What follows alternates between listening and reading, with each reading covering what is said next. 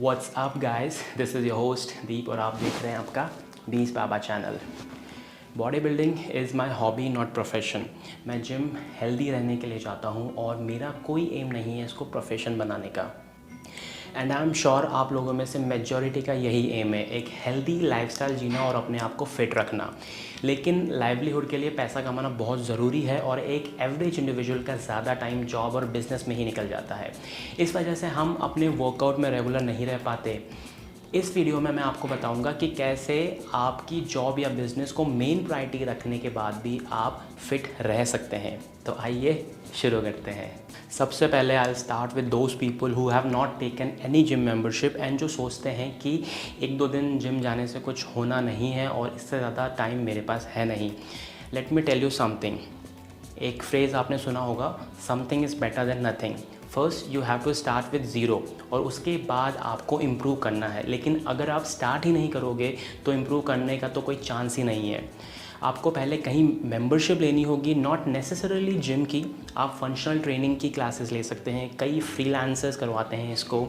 Gym के अंदर आप ग्रुप क्लासेस ले सकते हैं।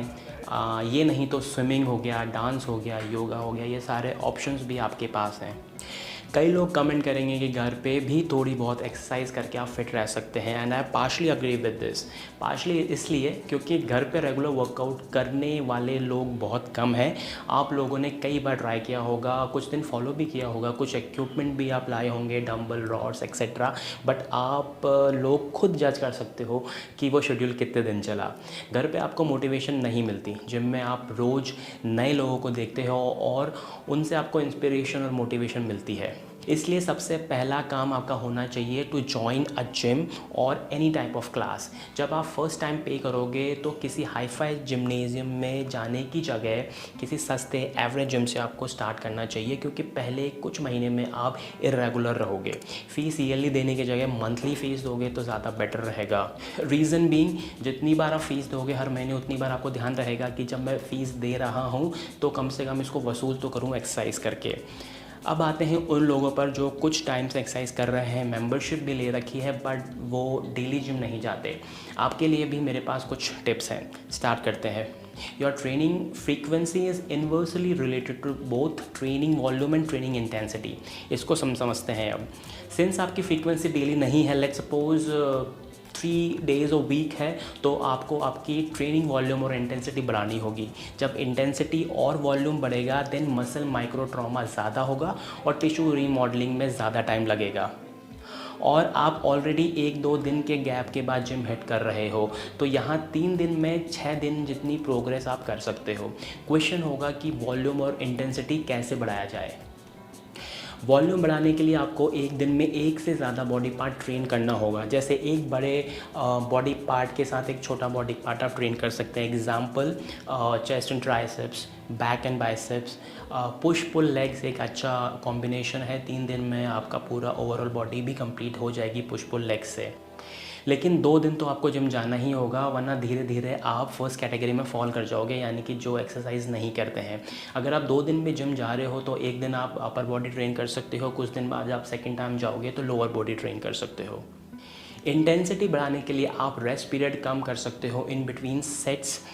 जैसे कि अगर आप 1 मिनट से ज़्यादा रेस्ट लेते थे तो अभी आप 30 सेकंड का रेस्ट लेंगे तो ज़्यादा बेटर रहेगा, क्योंकि वॉल्यूम हमने बढ़ा दिया है तो रेस्ट पीरियड हमको कम करना होगा ताकि हम उसी टाइम ड्यूरेशन में 2 बॉडी पार्ट हिट कर सकें। दूसरा टिप आप लोगों के लिए होगा कि थोड़ा अच्छा जिम चूज़ करें जो जनरली 24 घंटे ओपन रहे। इसका एग्जांपल एनी टाइम फिटनेस है। ये उन लोगों को हेल्प करेगा जो नाइट शिफ्ट में है और जिनका टाइम टेबल आगे पीछे रहता है नॉर्मल लोगों के कंपैरिजन में। अगर 24 घंटे वाला ऑप्शन आपको नहीं मिलता तो ऐसे बहुत सारे ऑप्शंस मिल जाएंगे जो सुबह 5-6 बजे खुल जाते हैं जिम और शाम को 9-10 बजे तक ओपन रहते हैं। एक इम्पॉर्टेंट चीज़ मैं बता दूं, जिम संडे को ज़रूर ओपन रहना चाहिए। इससे आपको ये फ़ायदा होगा कि कम से कम वीकेंड में 2 दिन आप आराम से ट्रेनिंग कर पाओगे और वीकडेज़ में अगर 2 दिन भी आप ट्रेन करते हो तो हफ्ते में 4 दिन ईजिली आप कंप्लीट कर सकते हो।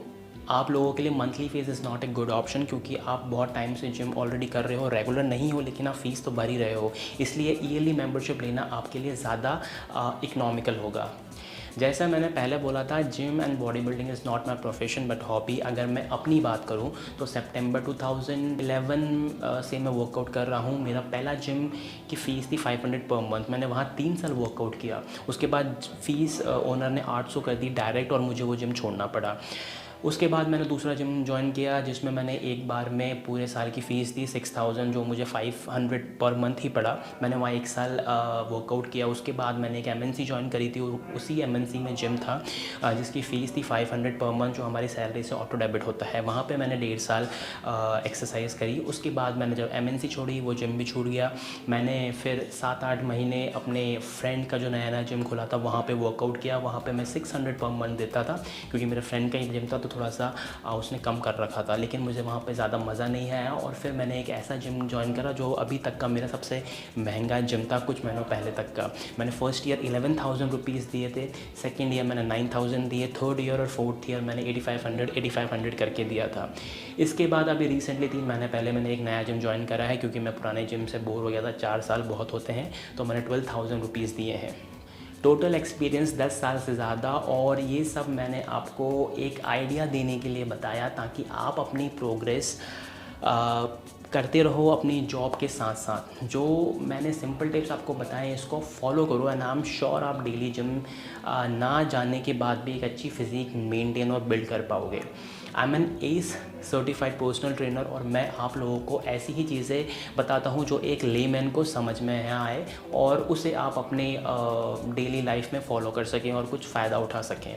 ऐसे ही वीडियो देखने के लिए आगे फ्यूचर में इस चैनल को आप सब्सक्राइब कर सकते हैं। आपके कोई स्पेसिफिक टॉपिक हो तो कमेंट सेक्शन में बताना, मैं उस पर वीडियो बनाने की कोशिश करता हूँ। मिलता हूँ जल्दी अगले वीडियो में। Till then peace out.